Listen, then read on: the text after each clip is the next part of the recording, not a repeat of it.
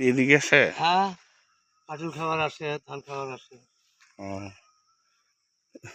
এখন কি আবার তো কয়েকদিনের মধ্যে আসছিল না? আসছিল তো, হুম। কিন্তু এই কাঁঠাল খাওয়ার জন্য আসে, ধান খাওয়ার জন্য আসে। 2-4 মধ্যে তো আসে নাই না? 2-4 দিনের মধ্যে দেখি নাই। তো মাঝে মাঝে আসে। রেজিস্ট্রেশন নাই, কোন মুহূর্তে আইসি বলছে। এসে পরে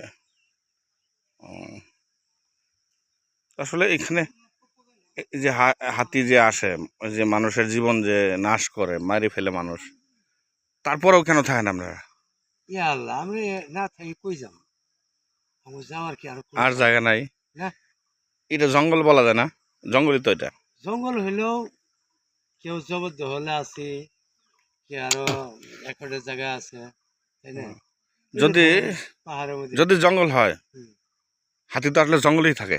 জঙ্গলে থাকে, এখন আমগরে আপনি তো দুষ্ট দিবেন কোথায়? হাতিকে দুষ্ট দিতে পারে না, কারণ ওর অবস্থান তো জঙ্গলে।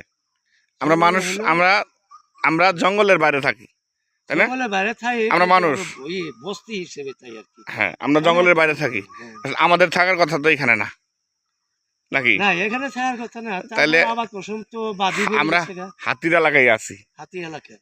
তাহলে দোষ হাতির না, আমার মনে হইতেছে দোষ আমাদের। আমরা কেন থাকি? হাতি তো এক সময় আসছিল না, আমরা অনেক সুখে আছিলাম।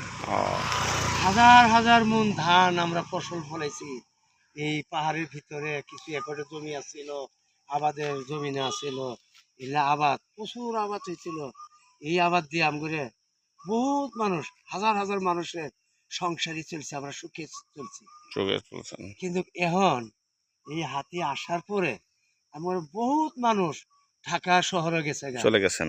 চলে গেছে গা। তারপরেও বহুত মানুষ বেকার হয়ে গেছে গা। আমরা এই ফসল গুলা আর খাওয়ার পেলাম না। এখন আর নিতে পারতেছেন না না। না, বহুত কষ্ট হয়েছে, অনেক কষ্ট হয়েছে। বসবাসের জন্য দারুণ সুন্দর জায়গা, মাঝে মাঝে এই জন্য আমরা মাসি ভাল লাগে। হ্যাঁ, কিন্তু এই যে হাতির কথা শুনলে আমাদের মাঝে মাঝে খুব আমরা কষ্ট প্রবেশ লাগে, করতে খুব ভয় কষ্ট পাই। লাগে। আর আপনারা তো সরাসরি ক্ষতির শিকার, হ্যাঁ, ক্ষতি হয় আমার, তাই না? ঘর বাড়ি ভাঙচুর করে, মানুষ মারে। এই যে যেমন উস্তম হাজি উজু করে ধরছিল, তাই না? দৌড় দিয়ে আসার প্রতি পাড়া মেরি মেরি মেরে ফেলছে। কত মানুষের। আর ওই ভিতরে, গ্রামের ভিতরে যায় জহুরুল নামে এক ব্যক্তি, বিল্ডিং এর ঘরের ভিতরে যায়, গ্রাম, ওই গ্রামের ভিতরে যায় ঘরের ভিতরেই মারছে। হাতি মারি ফেলছে না? হ্যাঁ, শুধু পাহাড় না, আমার গ্রামের ভিতরে যায় মানুষ মেরেছে আসছে।